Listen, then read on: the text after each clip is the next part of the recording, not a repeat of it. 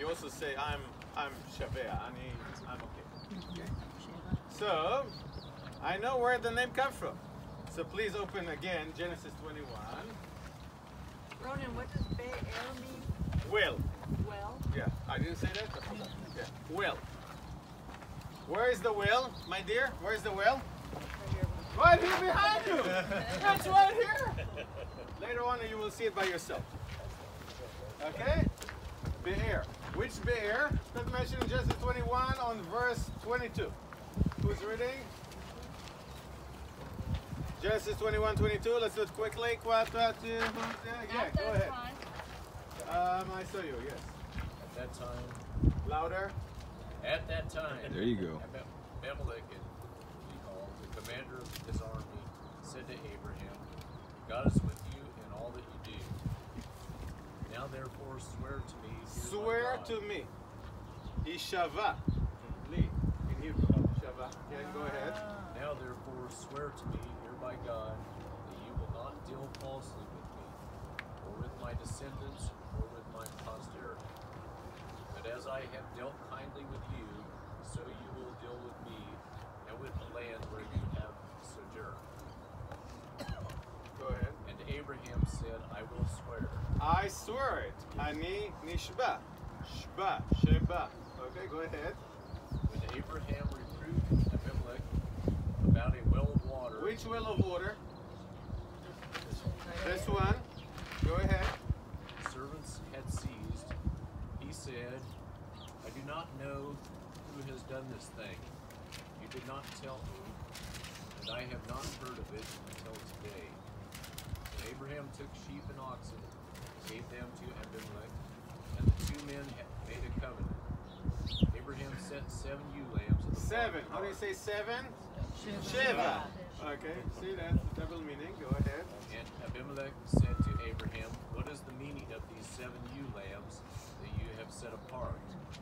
He said, these 7 ewe lambs you will take from my hand, that this may be a witness for me that I dug this well.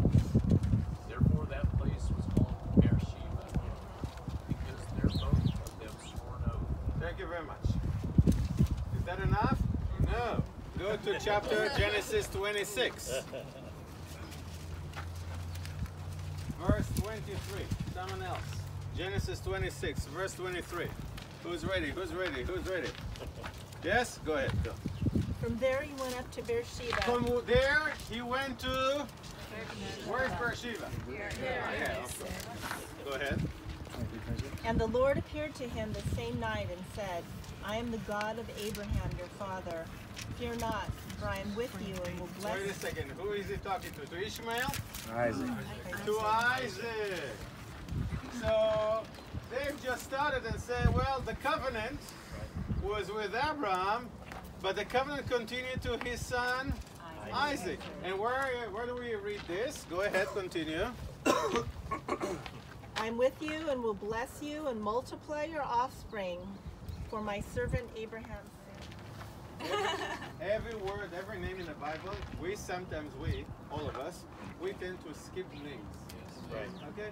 Every time there's a list of names, okay, let's go to the story. Big mistake. Names have meaning. Every place, every name. Okay? Remember that I'm saying that? Abimelech, Abimelech. My father is the king. That's it? That's the question? Abimelech. My father is the king. K-E-Y? K-E-Y or K-I-N-G? King or King. King. King. Yeah. Abimelech. My father is the king. King. Yes. Okay, meanwhile, Abimelech Went to him from Gerar with Ahuzah, his advisor, and Phicol, the commander of his army. Isaac said to them, why have you come to see me, seeing that you hate me and have sent me away from you? They said, we see plainly that the Lord has been with you. So we said, let there be a sworn pact between us. sworn agreement. How do you say that in Hebrew? Shiva. Okay. Between you and us, and let us make a covenant with you. that you will do us no harm, just as we have not touched you and have done to you nothing but good and have sent you away in peace. You are now the blessed of the Lord. Ah, so even, it's strange, no? Even the others, let's call them, look at Isaac and say, well, God bless you. We see that. We don't want to have anything against you, okay? Sometimes the best way to look at who you are is how people look at you. And that's a great example. Hey, God touched you. We feel that covenant. We felt that with Abraham, but now you were the one. Okay, go ahead. So he made them a feast, and they ate and drank. In the morning they rose early and exchanged oaths.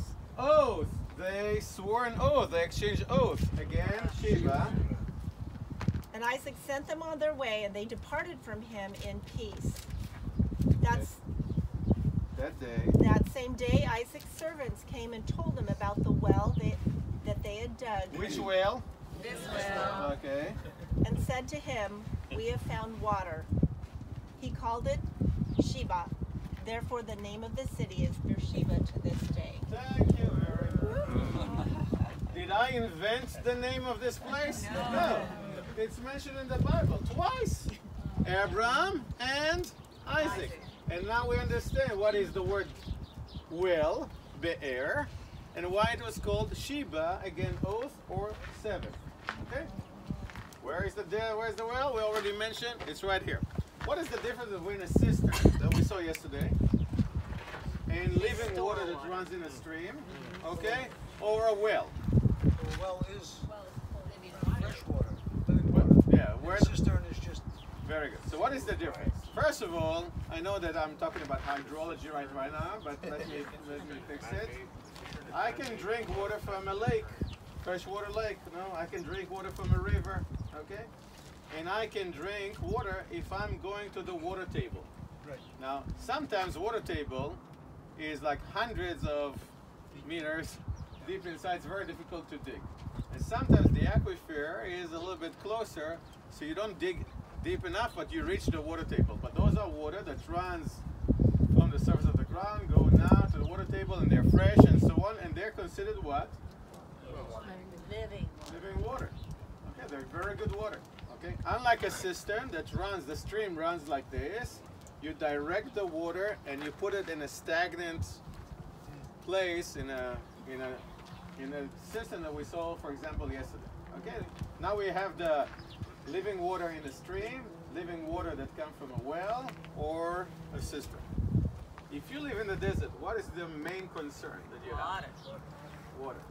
And most of the time, what happens to people if there's not a lot of water? They leave and they die. Okay. Well, you give only two options. First of all, nobody is sitting here and say, okay, there's no water and I'm gonna die. It doesn't work like that. Usually, where you live, every time that there are a few years of famine, what Abraham did? Left. He went to Egypt. And guess what? The same thing happened to Isaac. He went and left. Go to Genesis 26, verse 1. I'm going to read it. It says, "Now there was a famine in the land, besides the earlier famine of Abraham's time." Oh, it just wants to remind us that there was a famine also in Abraham's time. "And Isaac went to Abimelech, king of the Philistines, in Gerar. The Lord appeared to Isaac and said, 'Do not go down to Egypt.'" Whoa. By the way, why every time there's a famine here, people prefer to go to Egypt? Water. Water. Wow. What do we have in Egypt? All year long, all the time, water running. Here, what do you need when you live here? Rain. You need to depend on rain. And over there, you have river all year long, all the time. So sometimes you say, well, here it's very difficult to live. I would go to the comfort zone. I would go to a place that it's a lot easier. Okay? But God, the Lord, appeared to Isaac and said, do not go down to Egypt. Live in the land where I tell you to live. In the promised land, huh? Stay in this land for a while, and I will be with you and will bless you. For to you and your descendants I will give all these lands and will confirm the oath I swear to your father Abraham. So when we said the word promised land, it's not just for Abraham and then it's continued to Isaac. This is the place. By the way, later on it's going to be also to Jacob and Joseph and Moses and so on and so on. Okay, we have that.